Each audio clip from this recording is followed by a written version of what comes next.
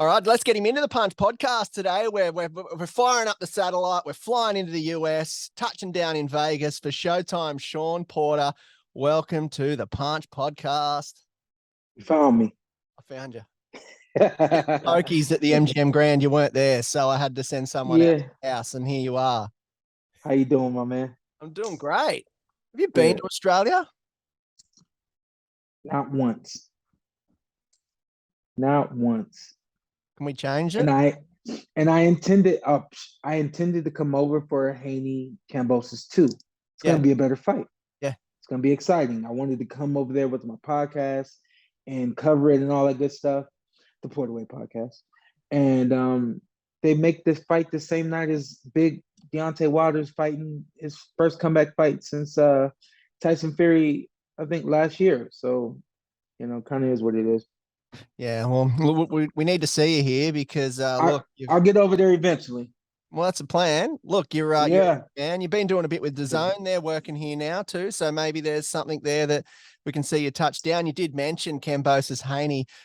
It's not far away, is it? Haney Kambosos too. And look, I've been seeing some of there's not much to hear from George, but I've seen him. And how are you feeling with his silence?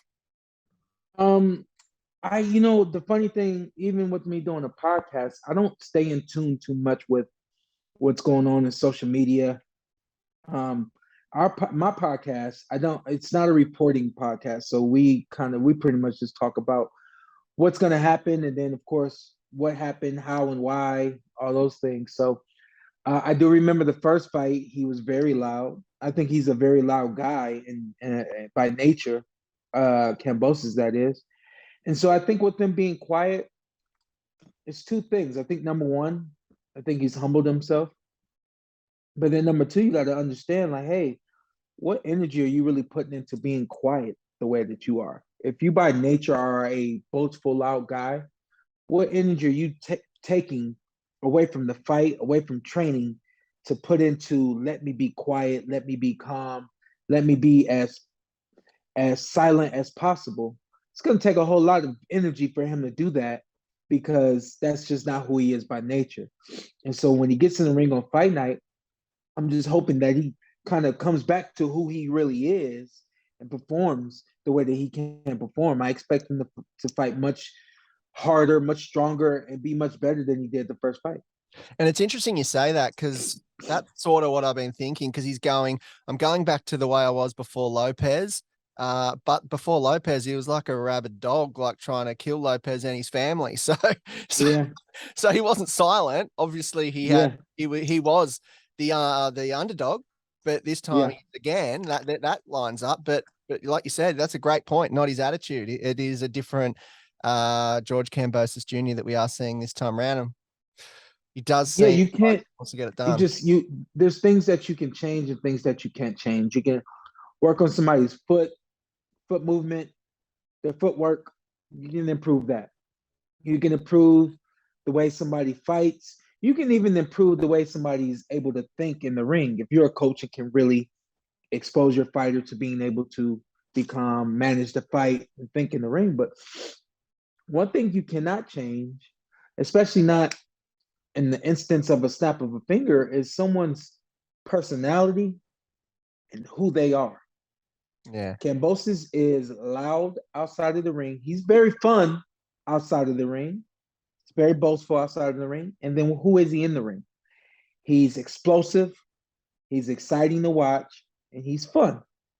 So if you're taking all of that away from you outside of the ring to show everybody a certain person, what are you going to do when you get in the ring? You can't just automatically flip that switch and just become all of a sudden I want to be exciting, even though I've held this back for 6 to 8 months, So I think it's going to work against him in some respects, but I'm hoping that he can, kind of flip that switch and be the mean, nasty, fun, entertaining guy that he's been, that I'd even seen before he fought Lopez. I didn't have him beating Lopez, but I thought that he was going to put on a great performance and it was going to be a great night.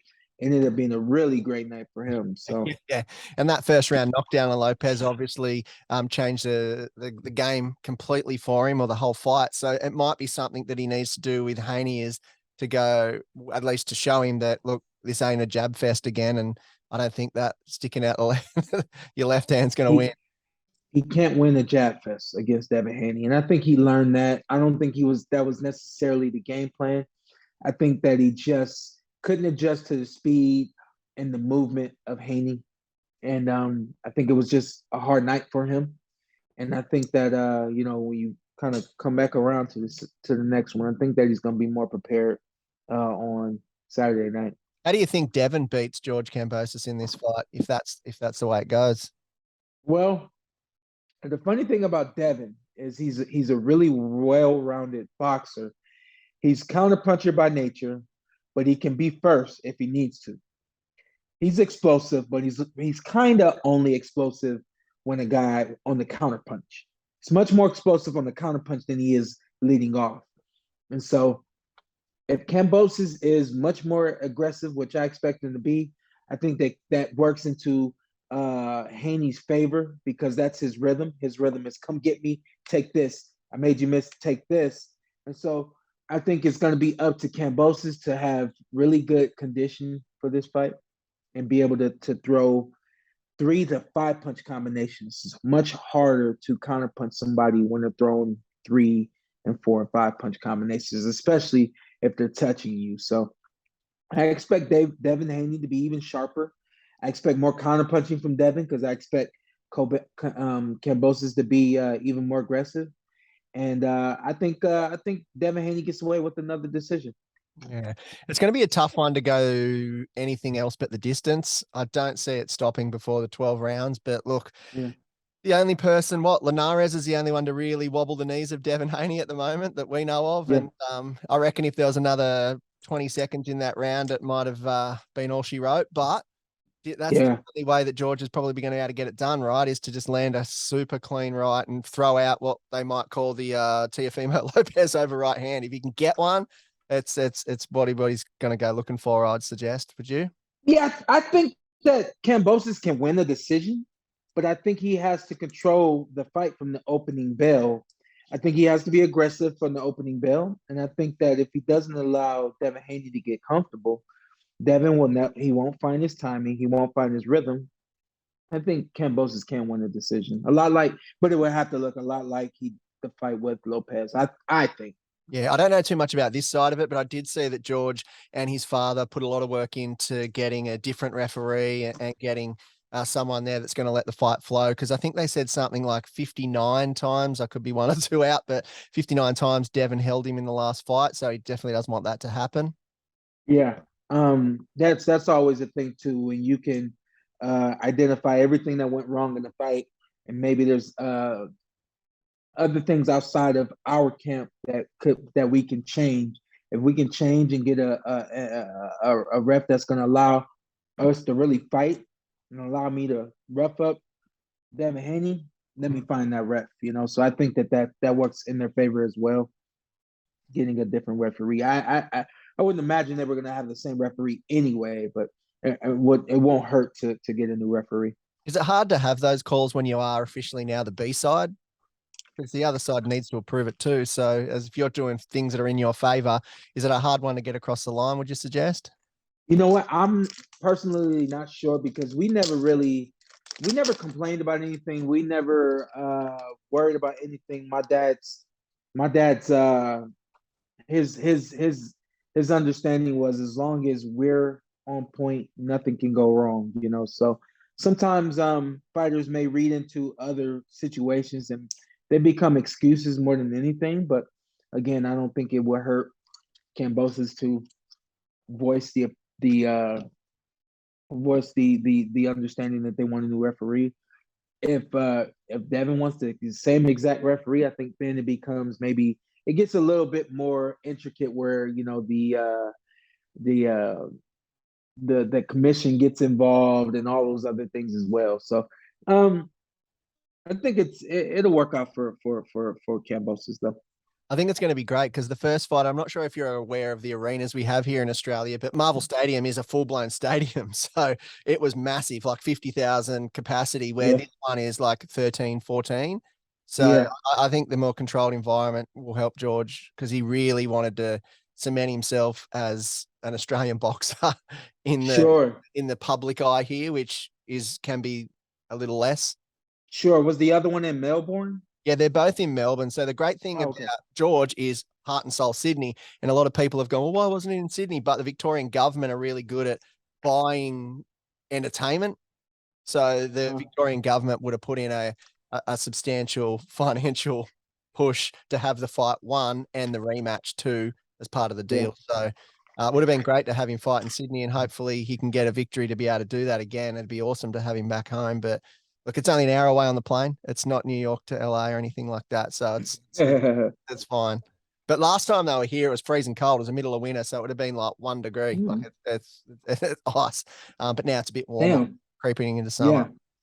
Yeah, that definitely makes a big difference in terms of your energy going into the ring. You know, you got sunny skies, good days. You feel great. You know. Yeah.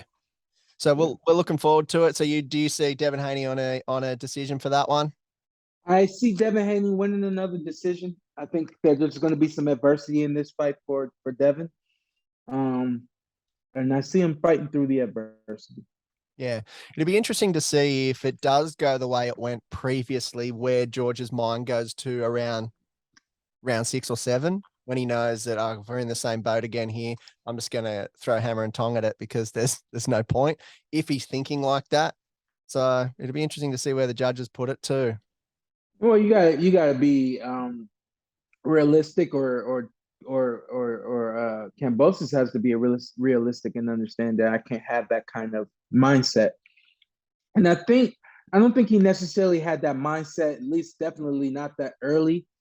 I think that things weren't clicking for him, and you could see the moments right there in front of you where he was just taking his foot off of the gas pedal and then trying to put it back on, and you could see the deceleration and the acceleration, and there wasn't much acceleration. I think that's why everyone got the impression, oh, he's just letting this one go because he has the rematch clause. I don't really think that was the case, and I really believe that this fight from the first round to the last round, Campos is going to fight really really hard. Yeah, it's going to be a good one. So make sure you're watching. And look, while we got you, it'd be Mr. Me to not speak about Tszyu and Jermell Charlo, which is coming up in the new year. This is one that I know the PorterWay podcast was across last time Tszyu fought Terrell Gausha. You guys were right there. You were right across it and reporting on it accordingly. And look, it'd be interesting to see what you think. Can Tim beat Jermell Charlo? Um, I like the aggression that Tim has. I like the boxing ability that he has. I think that he lacks a little defense, especially after he punches. Mm-hmm. And I think that's right in line with who Charlo is. He's a guy that he'll jab, but he's not going to do much more than jab. But as soon as you come at him, he's got a big right hand for you. He's got a really good counter right hand, counter left hook for you. And I think that Tszyu really works into Charlo's hands. So be Okay. interesting to see. We know that Tim can punch too. So I think that's what makes this fight really interesting, is that Tim is just as big as Charlo and can punch as well. Yeah, well, as they say, styles make fights, and Tim's style suits Charlo. So, yeah, Where does that fight happen at? that happens in Vegas. So, just down the road from you. So, I might need to bunk on your lounge or something like that if that's cool. Nope. Okay. No, okay. I'll get a hotel. Okay. But that's fine. Look, it's happening end of January in Vegas. I'd suggest it's the MGM, but they haven't confirmed that yet. So Mm-hmm. it's going to be a good one. Look, one good thing that I think, and this is where I don't think, unless you really know Tim's back history, the Terrell Gausha fight, he's been judged a lot off. That was his best. And I don't think that was his best performance. However, a good fighter can take you away from your best performance. So I understand that level of it. The Terrell Gausha guard was just was something else. Hey, his forearms Mhm. must be abnormally long or something. They are different. But look, I don't think Tim was at his 100%. And I think Charlo might be planning for a Terrell Gaucher Tszyu, which might give him a bit more hope. Good part about that is they have Derek James out there in Texas working with the Charlo brothers and their whole team, Errol Smith Jr., all those guys. And Derek always prepares for the best. He doesn't prepare for the worst. Um, that being said, I think it's just up to Tim to come in the ring and do something that they aren't expecting. If you are a straight up and down, straight ahead boxer, that works right in line with what the Charlo brother is what he can fight against. They have trouble with guys who can kind of pivot, turn, use the entire ring. So hopefully Tim's got a little wrinkle in his game, and they come prepared for a really good hard fight. I wouldn't put it past Tim to win the fight. I just I look at the experience and I look at the fact that you haven't been stopped. When you haven't been stopped, it's really hard for someone to kind of convince you that you can be stopped. And what I mean by that is undefeated Charlo, or one defeat Charlo.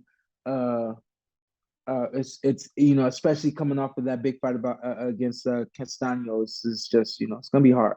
Yeah, someone said to me the other day on this podcast, Dennis Hogan, who fought Jermell Charlo, he mentioned on his podcast, which I thought was a great point. He said Jermell's better in a rematch, so get it done the first time.